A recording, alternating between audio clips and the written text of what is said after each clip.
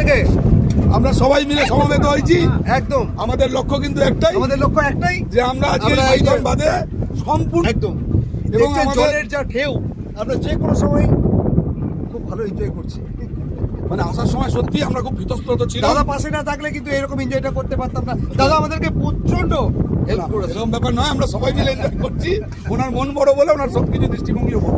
যাই হোক, আমরা এনজয় করছি, খুব ব্যাপক এনজয়। এই মুহূর্তে কিন্তু একটা স্থির জলে এসে আমাদের স্পিড বোটটাকে দাঁড় করিয়ে দেওয়া হয়েছে। আর আমরা একটু পাশের সিনটা বলবো পিউকে দেখিয়ে দেওয়ার জন্য, যে এই দেখো কি একটু জুম করে, একদম ক্রিস্টাল এবং তার মধ্যে এরকম চার্মড একটা এনভায়রনমেন্ট। মানে যারা আসেননি তারা অবশ্যই বলবো বিশাল খরচা লাগে না, কিন্তু এই মাইথনে এসে এই স্পিড বোটটা অবশ্যই আপনারা দেখবেন।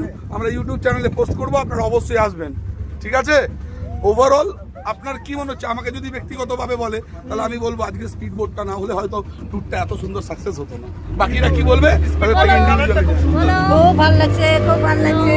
স্পিড বোর্ডের কালারটা খুবই সুন্দর। হ্যাঁ। আমার মনে মনে ভাবছিলাম যে এটাই যেন দেয়, আর একদম। সেদিক এটাই দিয়েছে। খুবই হ্যাপি।